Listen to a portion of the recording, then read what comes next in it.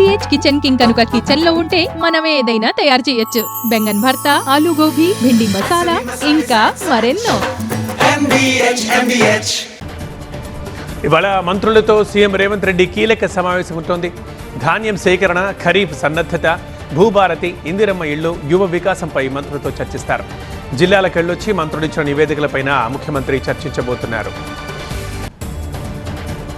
ఇవాళ ఖమ్మం జిల్లాలో పర్యటిస్తారు కాంగ్రెస్ ఇన్ఛార్జ్ మీనాక్షి నటరాజన్. పాల్వంచలో ఆదివాసీ కాంగ్రెస్ శిక్షణ తరగతులకు హాజరు కానున్నారు.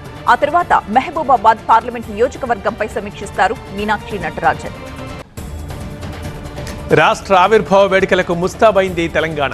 ఎల్లుండి సికింద్రాబాద్ పెరేడ్ గ్రౌండ్స్ లో తెలంగాణ ఆవిర్భావ వేడుకలు నిర్వహించనుంది ప్రభుత్వం.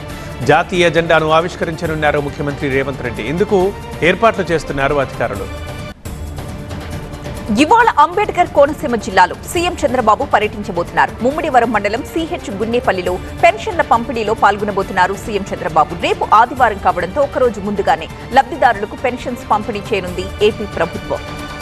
We at East Point Group of Institutions offer a wide range of courses that provide limitless opportunities, building skills over 2 decades.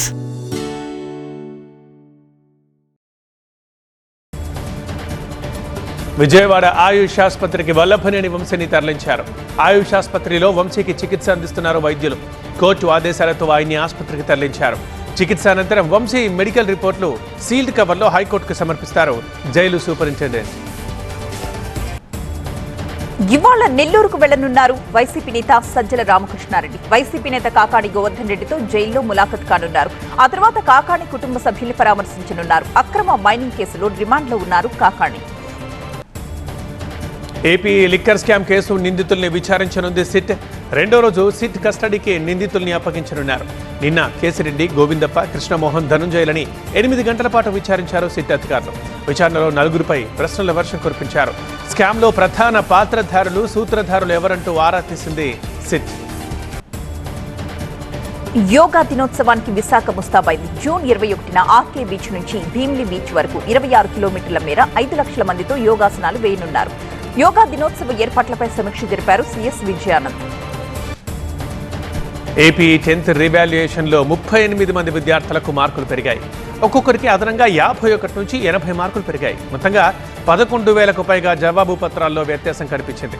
పేపర్లు దిద్దడంలో తప్పులు చేసిన టీచర్లపై చర్యలు తీసుకునేందుకు సిద్ధమైంది విద్యాశాఖ. ఏపీ మెగా డిఎస్సి ఆన్లైన్ పరీక్షలకు ఏర్పాట్లు చేస్తోంది ప్రభుత్వం. జూన్ 6 నుంచి జూలై 6 వరకు పరీక్షలు నిర్వహించబోతున్నారు. మొదట టీజీటీ, చివరిలో ఎస్జీటీలకు పరీక్షలు నిర్వహిస్తారు. రోజుకు 2 విడతలుగా పరీక్ష నిర్వహించనుంది ప్రభుత్వం. ఇప్పటికే వెబ్సైట్లో మెగా డిఎస్సి హాల్ టికెట్స్ ఉంచారు. విజయవాడలో ఇవాళ టీవీ9 ఆధ్వర్యంలో ఎడ్యుకేషనల్ ఫెయిర్ నిర్వహించనున్నారు. ఎస్ఎస్ కన్వెన్షన్ హాల్లో ఎడ్యుకేషన్ ఫెయిర్ జరగనుంది. కలెక్టర్ లక్ష్మీషా, ప్రముఖులు, విద్యార్థులు ఈ ఎడ్యుకేషన్ ఫెయిర్కి హాజరవుతున్నారు. Hyderabad Chadarghat railway underpass దగ్గర నాలా పొంగి పొర్లుతోంది. మురుగునీటితో చెరువుని తలపిస్తోంది రైల్వే అండర్ బ్రిడ్జ్. దీంతో భారీగా ట్రాఫిక్ జామ్ అయింది. 5 కిలోమీటర్ల మేర వాహనాలు నిలిచిపోయాయి. ఎంజీబీఎస్, కోటి, చాదర్ఘట్, మలక్పేట్ మార్గంలో నెమ్మదిగా కదులుతున్నాయి వెహికల్స్. జలమండలి, జీహెచ్ఎంసీ అధికారుల నిర్లక్ష్యంతో ట్రాఫిక్ ని క్లియర్ చేయలేక తీవ్ర ఇబ్బందులు పడ్డారు ట్రాఫిక్ పోలీసులు. హైదరాబాద్ పాత బస్తీలోని దూద్ బౌలీలో ఒక అపార్ట్మెంట్ లో అగ్ని ప్రమాదం జరిగింది. బిల్డింగ్ 2వ అంతస్తులో మంటలు చెలరేగాయి. సంఘటనా స్థలికి చేరుకున్న ఫైర్ టీం మంటల్ని ఆర్పుతున్నారు. ఘటనలో ఎలాంటి ప్రాణ నష్టం జరగలేదని చెప్పారు. షార్ట్ సర్క్యూట్ తో మంటలు చెలరేగినట్లుగా ప్రాథమికంగా అంచనా వేస్తున్నారు. Vijayawada Satavahana college principal kidnap కలకలం రేపింది. బందరు రోడ్డు సమీపంలో ప్రిన్సిపల్ శ్రీనివాస్ ని కిడ్నాప్ చేశారు దుండగులు. కాలేజీలో వివాదాలే కిడ్నాప్ కి కారణమని సమాచారం. ఇంటి దగ్గర శ్రీధర్, రాజేష్ అనే ఇద్దరు రెక్కీ నిర్వహించినట్టు పోలీసులకు శ్రీనివాస్ కుటుంబ సభ్యులు ఫిర్యాదు చేశారు. హైదరాబాద్ జీడిమెట్ల పోలీస్ స్టేషన్ పరిధి చింతల్లో భారీ మోసం వెలుగు చూసింది. అధిక వడ్డీ, లాభాలిస్తామని ఆశ చూపించి మోసం చేసింది.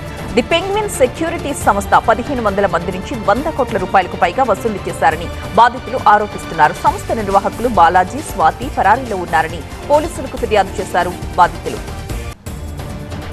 Hyderabad Charminar GHMC zonal office ని ముట్టడించారు బీజేపీ భాగ్యనగర్ జిల్లా నాయకులు. సీసీ రోడ్డు వేయకుండా రికార్డుల్లో చూపించి 9 లక్షల రూపాయల స్కామ్ కి పాల్పడ్డ జీహెచ్ఎంసీ అధికారులపై చర్యలు తీసుకోవాలని డిమాండ్ చేశారు.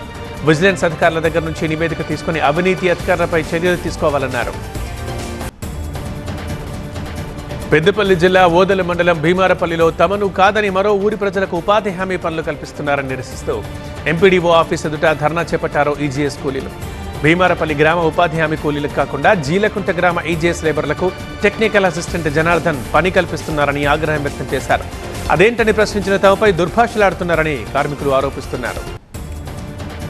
హైదరాబాద్ చార్మినార్ దగ్గర జరిగిన గుల్జార్ హౌస్ అగ్ని ప్రమాద ఘటనపై ప్రభుత్వం న్యాయ విచారణ జరిపించాలని బాధిత కుటుంబ సభ్యులు కోరారు. అగ్నిమాపక శాఖ నిర్లక్ష్యం వల్లే 17 మంది ప్రాణాలు పోయాయంటూ ఆవేదన వ్యక్తం చేశారు.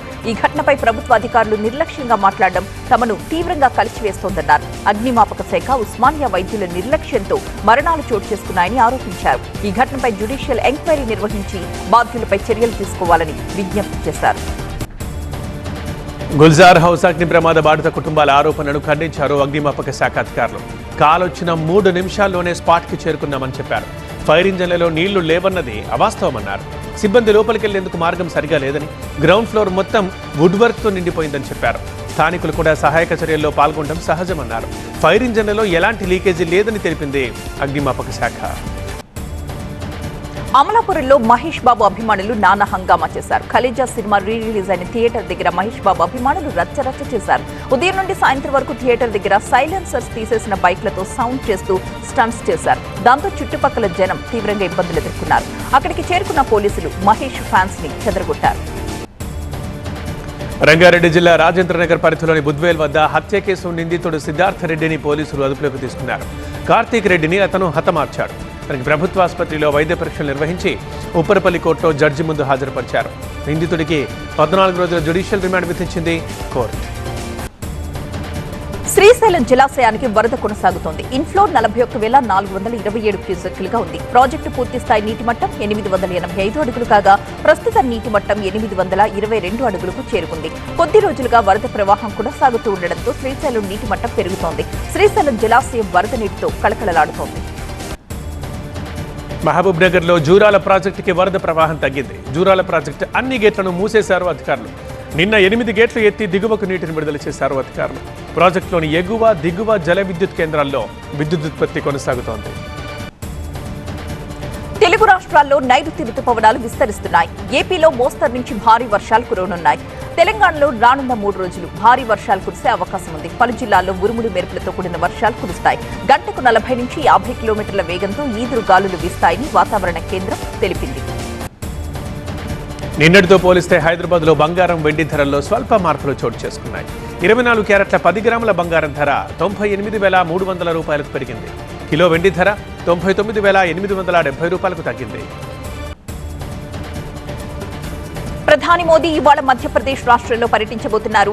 అహల్యాబాయ్ హోల్కర్ 300వ జయంతి కార్యక్రమంలో పాల్గొంటారు. భోపాల్లో నిర్వహించే సభా ప్రాంగణాన్ని మధ్యప్రదేశ్ ముఖ్యమంత్రి మోహన్ యాదవ్ పరిశీలించారు. మాదక ద్రవ్యాల తరహాలోనే కులము, మతము అడ్డుగోడల్ని దూరం పెట్టాలని విద్యార్థులు వారి తల్లిదండ్రులకు తమిళగ వెట్రి కళగం అధినేత విజయ్ పిలుపునిచ్చారు. 10th ఇంటర్లో మంచి మార్కులు సాధించిన విద్యార్థుల్ని చెన్నైలో ఆయన సత్కరించారు. సుప్రీంకోర్టు తీర్పుతో ఉద్యోగాలు కోల్పోయిన బెంగాల్ టీచర్లు తమ ఉద్యమాన్ని ఉధృతం చేశారు. కోల్కతాలో అర్ధనగ్న ప్రదర్శన చేశారు. Kolkata central park metro station ఎదుట నిర్వహించిన ప్రదర్శనలో ఉద్యోగాలు కోల్పోయిన టీచర్స్ పెద్ద సంఖ్యలో పాల్గొన్నారు. ఒడిశా రాజధాని భువనేశ్వర్లో గ్రామీణ నీటి విభాగం ఇంజనీరింగ్లో ఆదాయానికి మించిన ఆస్తుల్ని ఏసీబీ అధికారులు గుర్తించారు. వీరిని చూసి తమ ఇంట్లో ఉన్న నగదుని రోడ్డుపై పారేశారు. మొత్తంగా 2 కోట్ల రూపాయల నగదు, భారీగా బంగారు ఆభరణాల్ని ఏసీబీ గుర్తించింది. 2 షిఫ్టుల్లో నీట్ పీజీ ఎగ్జామ్స్ పై సుప్రీంకోర్టు అభ్యంతరం తెలిపింది. అది నిరంకుశత్వానికి దారితీస్తుందంటూ వ్యాఖ్యానించింది. ఒకే షిఫ్ట్ లో పారదర్శకంగా పరీక్ష నిర్వహించడానికి ఏర్పాట్లు చేయాలని ఎన్బీఏని ఆదేశించింది. జూన్ 15న ఈ పరీక్ష జరగనుంది. ప్రస్తుత ప్రభుత్వ హయాంలో బ్యాంకు మోసాలు 416% పెరిగాయని కాంగ్రెస్ అధ్యక్షుడు మల్లికార్జున ఖర్గే ఆరోపించారు. 2016లో పెద్ద నోట్లు రద్దు చేసిన నకిలీ 500 రూపాయల నోట్లు 290% పెరిగాయని మండిపడ్డారు. బీజేపీ ఎంపీ రవిశంకర్ పూరి జగన్నాథ్ సినిమాలో నటిస్తున్నట్టుగా వస్తున్న వార్తలపై క్లారిటీ ఇచ్చారు నటి రాధికా ఆప్టే. విజయ్ సేతుపతి సినిమాలో తాను నటించట్లేదు అని చెప్పారు. ఇలాంటి వార్తలు చాలా ఫన్నీగా ఉంటాయన్నారు రాధిక. పూరి సేతుపతి కాంబోలో తెరకెక్కుతున్న ఈ సినిమా షూటింగ్ జూన్లో ప్రారంభం కాబోతోంది. శక్తిమాన్ సినిమాను రణ్వీర్ సింగ్ ప్రొడ్యూస్ చేస్తున్నట్లుగా జరుగుతున్న ప్రచారాన్ని ఆయన టీం ఖండించింది. గతంలో రణ్వీర్ సింగ్ హీరోగా శక్తిమాన్ సీరియల్ని రీమేక్ చేస్తున్నారన్న వార్తలు వినిపించాయి. ఈ విషయంలో సీరియల్లో లీడ్ రోల్ పోషించిన ముఖేష్ ఖన్నా అభ్యంతరం వ్యక్తం చేశారు.